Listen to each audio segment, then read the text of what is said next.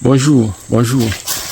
En fait, j'ai fait cette vidéo aujourd'hui pour donner ma position sur le problème qui se passe actuellement entre Zelensky, le président, c'est-à-dire le problème ukrainien. C'est de ça que je vais parler dans cette vidéo. Et je vais essayer de faire une analyse géopolitique, géostratégique aussi, en ce qui concerne le problème ukrainien.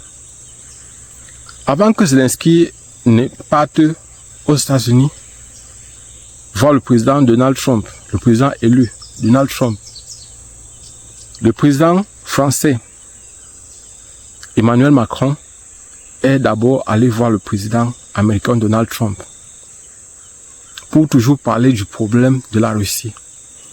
Des personnes disent qu'il a été humilié. D'autres disent que Donald Trump lui a manqué le respect.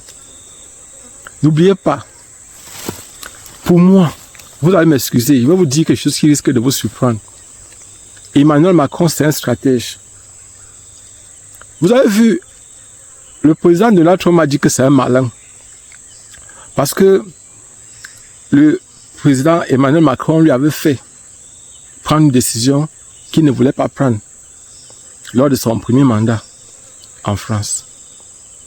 Quand Emmanuel Macron veut le mettre en difficulté, étant donné que Emmanuel Macron connaît l'anglais, il connaît le français. Quand il veut perdre Donald Trump, il parle en français.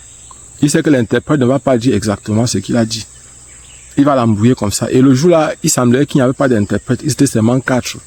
Emmanuel Macron et sa femme, Donald Trump et sa femme. Et Emmanuel Macron a décidé de parler en français. Donald Trump était seulement fier de dire oui, yes. Or, il ne savait pas qu'il était en train de prendre des décisions, qu'il était en train d'accepter les choses qui devaient le coincer bien après. Emmanuel Macron, c'est un stratège. Et je vais vous donner les conséquences géostratégiques et géopolitiques de ce qui s'est passé tous ces derniers temps-ci, selon moi. Vous voyez, par exemple, les conséquences de tout ce qui se passe maintenant auront des répercussions dans les grands lacs. Et même en Afrique, les répercussions seront très grandes, même en Afrique. Je vais vous expliquer pourquoi. Le président Emmanuel Macron est d'abord allé voir le président Donald Trump. Donald Trump a eu l'impression, il a voulu peut-être faire comme s'il voulait humilier Emmanuel Macron. Il a dit que Emmanuel Macron, l'Europe, va financer la reconstruction de l'Ukraine. Or, il y a les terres rares. Le président Zelensky est allé voir Donald Trump pour lui demander de continuer à financer la guerre. C'est-à-dire, il doit lui donner les armes. Donald Trump doit lui donner les armes, de telle sorte qu'il peut attaquer, parce que l'idéal pour lui, c'est de frapper en plein cœur Moscou. Ça, c'est l'idéal de Zelensky.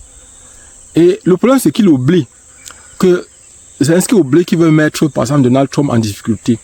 Et même la France, les Français, l'Europe, l'Union européenne, l'OTAN, veut mettre Donald Trump en difficulté. Parce que vous avez vu, par exemple, dans l'interview avec Zelensky, Donald Trump a insisté que toi, tu veux faire quoi? Qu'est-ce que tu veux faire là? Tu veux me mettre dans les problèmes? Tu veux me mettre des États-Unis? C'est quoi? Tu as failli créer une troisième guerre mondiale. C'était pour attirer l'attention des gens que Zelensky est en train de vouloir lui demande des armes de longue portée qui peut lui permettre de frapper la Russie. Il est prêt à tout pour faire mal à Poutine. Et l'Union européenne est derrière lui et le soutient là-dessus. Et vous voyez, ces Européens-là sont malins. Ils sont très malins. Pourquoi? Parce que, imaginez un peu, les États-Unis ont financé l'Ukraine à plus de 350 milliards de dollars. Pendant ce temps, l'Union européenne n'a même pas atteint la moitié. Mais eux, ils accordaient, c'était les prêts qu'ils étaient en train d'accorder à l'Ukraine. Personne n'a donné l'argent gratuitement à l'Ukraine. Ce sont les États-Unis qui ont donné. Les États-Unis maintenant ont dit, nous allons récupérer notre argent. Ce que Donald Trump a dit, si c'est qu'on doit continuer à traiter avec vous, dans un premier temps, vous allez d'abord nous rembourser. Et pour cela, vous nous donnez les contrats pour les terres rares. Or, l'Union européenne, eux aussi. L'Union européenne cherche aussi à exploiter ces terres rares-là. Donc, Emmanuel Macron, c'est un cerveau, c'est un gars intelligent, c'est un malin. C'est un stratège. Les gens vont me dire que non, il ne s'agit pas d'utiliser les émotions ici, là. C'est un stratège, pourquoi? Parce que il part, il se laisse insulter, il se laisse manipuler. Donald Trump dit, assois-toi ici. C'est la fin de l'option, c'est qu'il veut. Vous attendez à quoi? Il a obtenu, on dit peu importe. L'autre, Deng Xiaoping avait dit, Deng Xiaoping, c'est le président chinois de 1978 à 1982. C'est lui qui a permis à la Chine de s'ouvrir au monde. Deng Xiaoping, il avait dit, peu importe la couleur du chat, l'essentiel c'est qu'il attrape les souris. Donc si par exemple, Donald Trump manipule le président Macron n'importe comment, mais à la fin, Macron obtient ce qu'il veut. Alors c'est la France qui sera debout, c'est l'Union européenne qui aura gagné. C'est la France qui aura gagné. Donc, il est sage, il est un jeune par rapport à un vieux. Emmanuel Macron, c'est un jeune par rapport à Donald Trump qui est un vieux. C'est vrai, Donald Trump n'est pas aussi vieux que ça, mais si on les compare, si on compare les âges, on va voir que Donald Trump, c'est le, bon, c'est, on peut dire le père de Emmanuel Macron. Mais, il faut reconnaître, par exemple, que pour moi, pourquoi est-ce qu'il insiste en disant que Emmanuel Macron, c'est un gars intelligent, c'est un gars astucieux, c'est un gars qui est stratège, simplement parce que il est allé d'abord préparer la place pour Zelensky. Il ne partait pas, il est parti préparer la place pour Zelensky et il pousse Donald Trump à vouloir commettre des erreurs. Donald Trump, c'est aussi un homme intelligent. C'est aussi un fin stratège. Donald Trump, lui, il regarde qu'est-ce que les États-Unis vont gagner dans tout ça. Les terres rares. Il y a les terres rares qui permettent de construire les ordinateurs, qui permettent de construire les téléphones portables, qui permettent de construire les armes de précision. Les armes de précision qui permettent de fabriquer même les fusées, qui permettent de... En fait, la plupart des technologies qui sont utilisées aujourd'hui, on a besoin de ces terres rares-là pour pouvoir le faire. On a besoin de ces terres rares. Donc, les États-Unis ont véritablement besoin. Mais on a dit à Zelensky, il a le choix. Maintenant, je vais faire passer un peu ce que Hollande a dit. Hollande a dit, Donald Trump, c'est quelqu'un qui aime, il veut montrer quoi, je ne sais pas. Donald Trump, c'est quelqu'un qui veut absolument gagner. Il veut le gain partout, le gain partout. Or, il oublie qu'eux-mêmes, la France, n'ont pas donné des choses gratuitement. Ils veulent que, par exemple, les États-Unis donnent gratuitement, mais eux, ils veulent qu'on paye. Et il accuse les États-Unis de vouloir prendre le choix, de vouloir dominer, de vouloir humilier les gens. Or, eux-mêmes, ils font comment? Écoutez ce que le président François Hollande a dit. J'ai peu connu Donald Trump, mais suffisamment pour comprendre. Donald Trump, il ne réagit que par rapport au portefeuille, par rapport à l'argent. C'est sa seule conduite. Vous le voyez même pour l'Ukraine, de manière indécente, insolente, où il exige pour ne même plus protéger l'Ukraine, que l'Ukraine lui donne des terres rares. Vous le voyez sur d'autres sujets, à chaque fois il demande des compensations ou il veut de l'argent. Donc il faut le toucher là où ça le fait le plus mal. Et d'ailleurs vous avez remarqué que depuis quelques jours, l'économie américaine est déjà affectée par ses premières décisions. Et ben nous, les Européens, et les Français doivent être en première ligne, nous devons lui faire mal, très mal. Et la négociation avec Donald Trump, elle n'est pas possible tant qu'il n'y a pas un rapport de force. Il ne comprend que le rapport de force. Et c'est la raison pour laquelle il ne faut pas espérer séduire Donald Trump. Il ne faut pas essayer de le convaincre. Il faut essayer de lui faire tellement mal à son économie, à son argent, à la bourse américaine qui commence d'ailleurs à fléchir, tellement mal aux industriels, aux agriculteurs aussi américains, qu'ils cèdent. Et c'est pour ça qu'il faut défendre les agriculteurs français comme les agriculteurs européens, et non pas simplement avec des mots, mais avec des actes. Vous venez de suivre ce que François Hollande a dit. Donc ça signifie que quoi? Quelles seront les répercussions? Qu'est-ce qu'on va faire maintenant par rapport aux États-Unis? La France et l'Union européenne vont s'arranger à nuire correctement aux intérêts américains, partout où ils se trouvent. Ils ont déjà préparé leurs médias et ils savent déjà commencer. Donc, comme par exemple au niveau de la RDC, les intérêts américains seront menacés et aussi en Afrique de l'Ouest, au Sahel, les intérêts américains seront sérieusement menacés partout dans le monde. La France va tout faire pour créer le désordre. Et vous avez vu, par exemple, ça a commencé.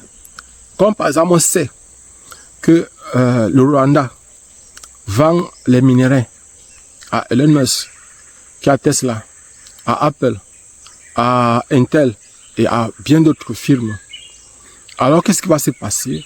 Ils vont s'attaquer à leurs intérêts. Ils vont s'attaquer aux intérêts américains. Ils vont s'attaquer aux intérêts de Elon Musk.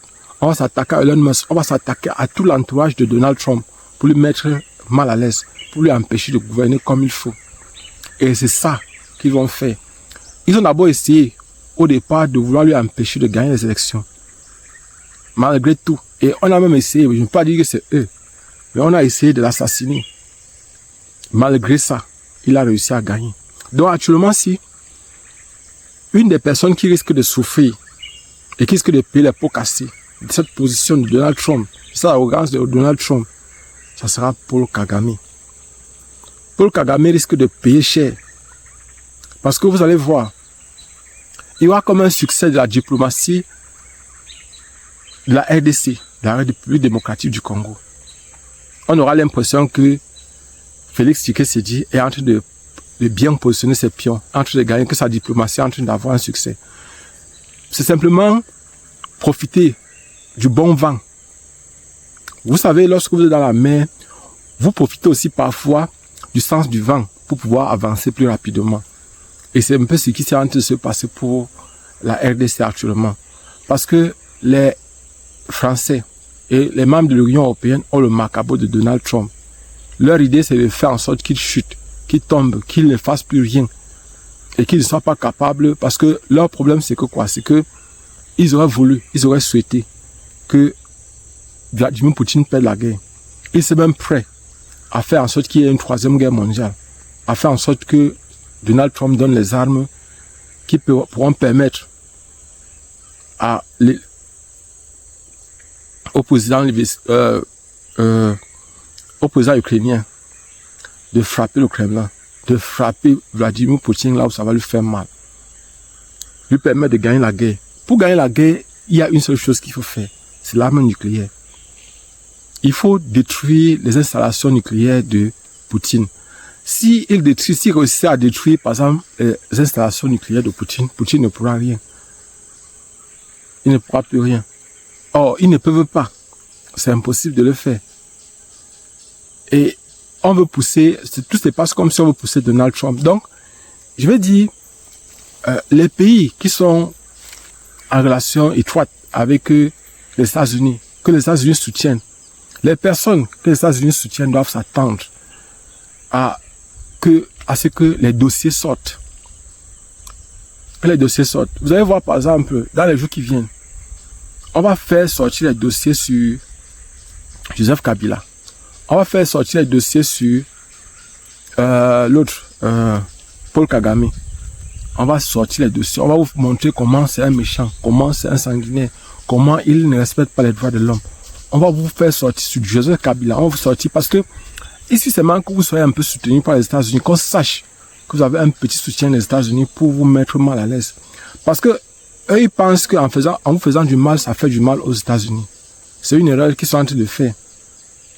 C'est une erreur parce que, dans le fond, en vous faisant du mal, c'est à vous qu'on fait du mal. Ce n'est pas aux États-Unis qu'on fait du mal. Donc, je ne sais pas. Qu'est-ce que vous pensez de cette analyse?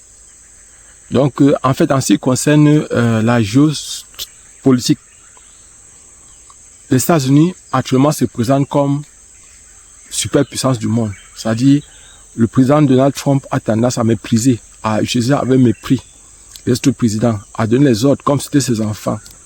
Mais au plan stratégique, ce n'est pas une très bonne chose parce que s'il y a des malins comme Emmanuel Macron, ils vont venir, ils vont vous laisser et après ça, ils vont vous faire quelque chose parce que les Français sont souvent comme des traîtres. Vous allez m'excuser si j'utilise ce terme-là, cette expression-là. Parce que ils vous donnent l'impression des hypocrites. Ils vous donnent l'impression qu'ils sont avec vous. Mais vous me poignardez dans le dos. Et il y a un courageux, c'est Emmanuel Macron qui est courageux et il s'amuse un peu avec Donald Trump. Dans le fond, c'est la France qui risque de profiter de tout ce qu'il est en train de faire actuellement. Que Emmanuel Macron est en train de faire actuellement. Et quelque part, les pays qui soutiennent les États-Unis, que les États-Unis soutiennent, seront en difficulté dans quelques temps. Vous allez voir. Parce que la France, où les Français vont s'attaquer aux intérêts américains, ou aux personnes, ou aux pays, ou aux dirigeants qui sont soutenus par les Américains, par Donald Trump. Abonnez-vous et partagez le maximum possible cette vidéo. Ce qui est sûr, au fur et à mesure que les informations seront données, au fur et à mesure, on va partager ça avec vous, on va essayer d'analyser à notre niveau. Qu'est-ce que vous en pensez?